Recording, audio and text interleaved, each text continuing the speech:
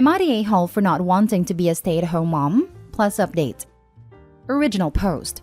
Okay, I already know it sounds bad, but I, 35 female, and my husband Jeff, 37 male, are currently expecting a boy. His first child, but my second. I got pregnant with my first when I was 18, and his dad was never in the picture. I work as a substance abuse counselor, and I love my job. And this is where it gets tricky. My job offered me 8 weeks PTO for when I have our son. I've been so happy because I didn't want to go right back to work so soon. Me and Jeff got together when I turned 30, and he moved in with me because I own my house. We just got married this year and have talked about childcare multiple times, so he knows I don't want to be a stay-at-home mom. Well, I'm due in November and he just brought the idea up again. I was very confused because we've already talked about this. But I guess my mother-in-law and sister-in-law believe I should stay home with our son as a mother and wife. I just don't understand where their opinions come in, because I already know where they stand as both of them stayed home with the kids. All 3 of them sat me down to have this talk, and they want me to focus on the kids, cleaning up the house, making dinner and all of that, but I already work and do those things. Well, mother-in-law decided to throw it in my face that I never got to be a stay-at-home mom because I was a single mom going to school and working, which she's not wrong, but it definitely made me angry that she brought it up. I told them that I worked so hard to give my son a good life, and having another baby doesn't change my decision to keep doing something that I absolutely love doing. And that if they all want someone to take care of the house and kids all day, then Jeff should be a stay-at-home dad because I make more money than him, and it would make more sense for him to stay home instead of me. It turned absolutely horrible after that. I got yelled at by mother-in-law and sister-in-law that it's not his role as a father to do those things, that he is the man of the house and should be the one making the money. Jeff just stood there not saying anything, and I blew up and reminded all of them that it is my house, not his. I then kicked mother-in-law and sister-in-law out, and Jeff is so mad at me that he went with them. He said I won't come back till I apologize to all 3 of them. So am I the a-hole for not wanting to be a stay-at-home mom? Now for the top comments before reading the update. Not the a-hole, and I'd think long and hard before letting any of them back in. So am I the a-hole for not wanting to be a stay-at-home mom?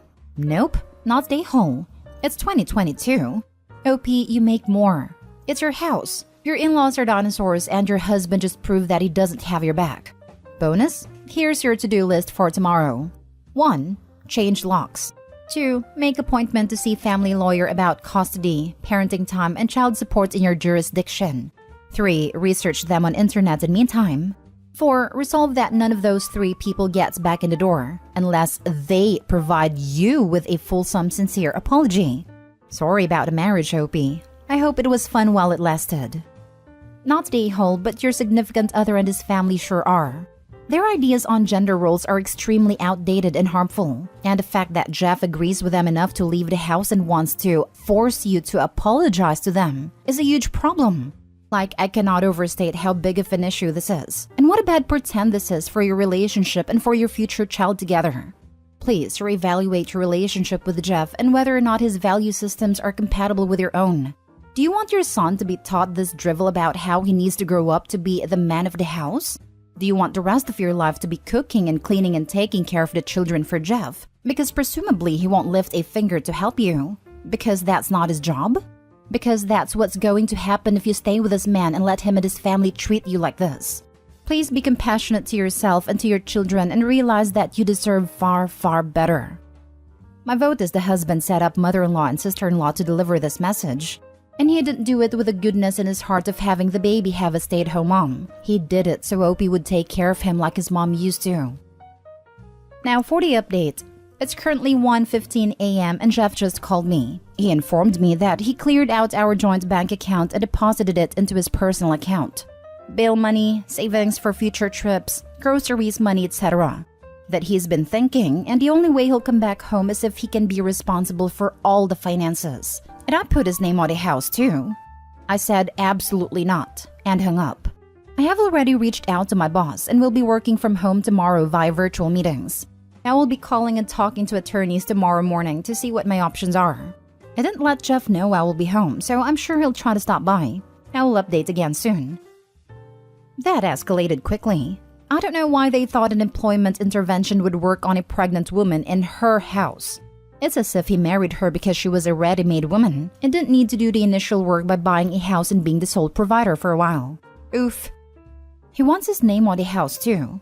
Something tells me he's going to lose more than the house. The fact that he stole the joint account's money will make him the luckiest man on earth if he gets visitation. But, Your Honor, I only took my pregnant wife's grocery and household money so she would give up her job and become a stay-at-home mom. I wanted to force her to rely on me to be the sole provider. I'm also asking for her house since as a stay-at-home mom with no money, she doesn't have any way to keep up with the expenses. This guy doesn't deserve OP. He is a toxic, controlling, misogynistic jerk. I hope he enjoys the next 18 years of child support. May the child never see their sperm donor outside of the court-ordered supervised visits. I hope she finds a shark of an attorney and goes scorched earth on this dude. I don't think a judge is going to look too kindly on him emptying their joint account meant for bills and leaving his pregnant wife without that money out of pettiness. All she needs to do is document and refuse to communicate except through her lawyer. Any texts or voicemails should be turned over to her lawyer. I went through my own not-so-great custody case many years ago, and I had a really good law firm behind me that emphasized that all contact goes through them and to report any attempts of contact since my ex was informed everything needed to go through the lawyers. Yes, from what I've heard, they don't tend to look kindly upon that at all. It's freaking gross and abusive. I literally laughed out loud when I saw that not only did her ex do that, he actually gave her a heads up. This guy is about to be spanked by the heavy hand of family law. Next story. Am I the a-hole for expecting my ex-husband to provide for me? I, 40 female, got married when I was 26 to my now 50 male ex-husband. He has always provided, but I was unhappy at some point in the marriage because I felt alone, and he was always traveling for work. Fast forward to 2016. I left him early that year, and later that year when I found out he had a girlfriend, I made him sign a parental responsibility agreement, giving me custody of our daughter 11 female, and I getting around $3,600 as child supports per month. When he had to leave my country in 2020, I couldn't sustain the child on my own as I have never worked.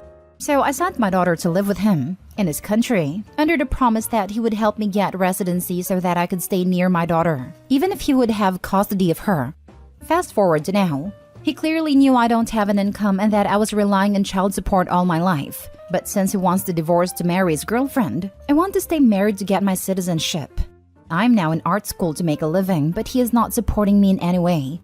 Am I the a-hole for expecting him to treat me like the mother of his child and not just a blockage to his future marriage as his girlfriend puts it? You're the a-hole. 1. You chose to leave. 2. You should have been more responsible when leaving, such as setting yourself up with a job. My mother-in-law got married when she was 18. Then they split when she was 42.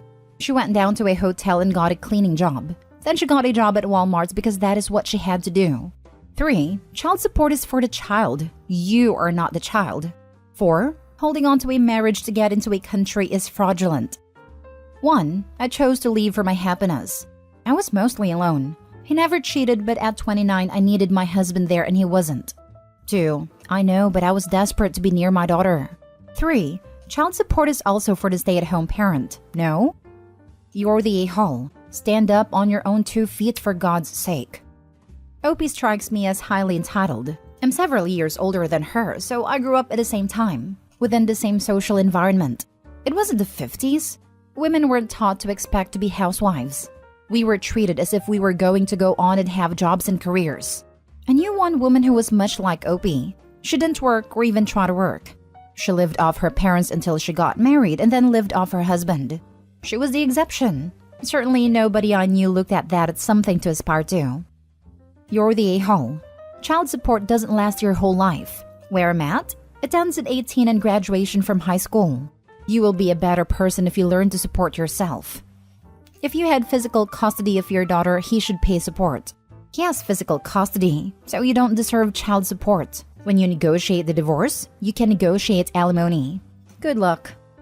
To add on to this, child support money is to support the child. Granted that some of that goes toward the home they live in and utilities they consume, etc. But the child is being supported in his home. Why would he pay her to support the child that lives with him? Exactly this. And in addition to this, she should be paying him child support. It goes both ways. If you read her replies, she's not processing anything that anyone is posting. She is just waiting for folks to agree with her. OP, time to grow up. Get your GED or country equivalent and stop being dependent on your ex to support you. It's like marching in cleats on a toilet paper bridge.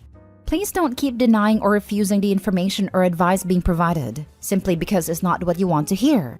It's an opportunity for you to become introspective, grow, and become a better woman and mother to your daughter.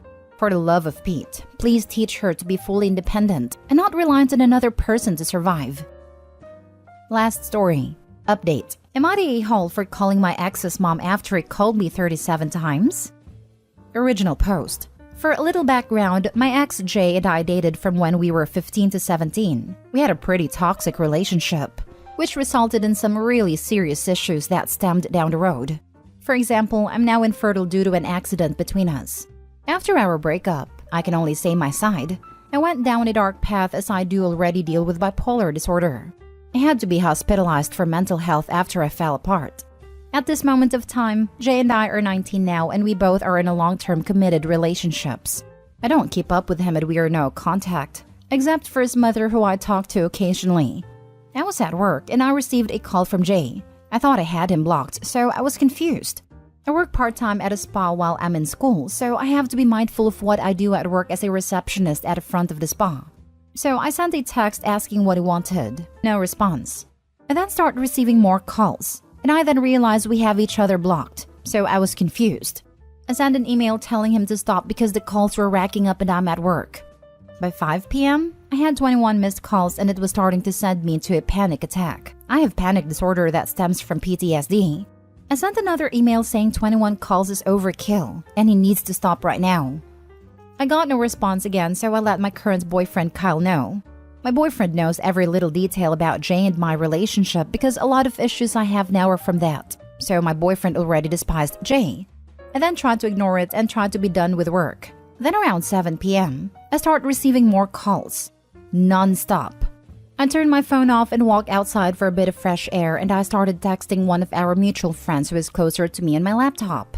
He said it's impossible for him to call me because I have him blocked.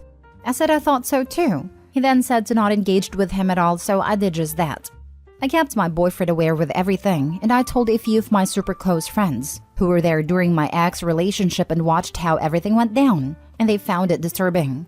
I turned on my phone and when it's powered fully on, I had 18 plus missed calls.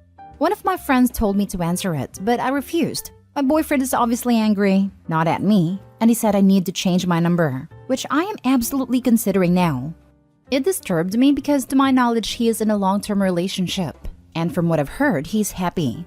I talked to my mom and she told me to talk to his mom, so I texted her and told her everything. After that, I got a ton of texts from his friends saying I'm low and a witch for contacting his mom. I do feel bad because we are adults and should be able to handle things on our own. Am I the a-hole? Now for the top comments before reading the update. Not the a-hole.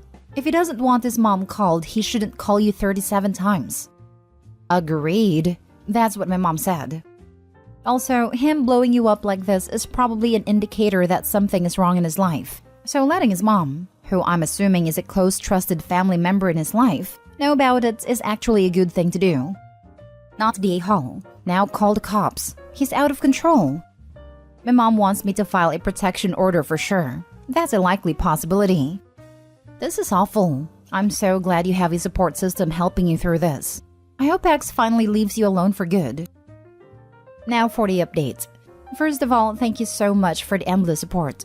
I felt very alone in this situation and I felt much better with your comments. I read each and every one of them. Now the update. I called a lawyer yesterday and we're trying to organize everything to see if we could get a restraining order on him. While that was in the process, I went on my days as usual. Then yesterday I got a weird call. It wasn't from his number. It was from a random and it was creepy, saying, I have a crush on you. I see you around the lobby of your apartment. Then they said they would see me tomorrow. My boyfriend was there. And we contacted my boss as I had to work the next day. So my boss was gonna stay during my shift and my boyfriend was going to pick me up from work so that I'm not alone. Everything is fine. Until today when I got another call and it was Jay's number. I still didn't answer it. I turned my phone off and just cried. Then I turned my phone on and he had called me 16 more times. I'm so unsure what to do anymore. I told my parents, my boyfriend, and the lawyers. I feel so vulnerable. I'm still at work and I'm freaking out. I do have him blocked. Someone commented that it's possible that he is using a VPN to contact me, and that's what I believe is the most reasonable answer, because I am unsure how he is able to get through. I am also going to change my number.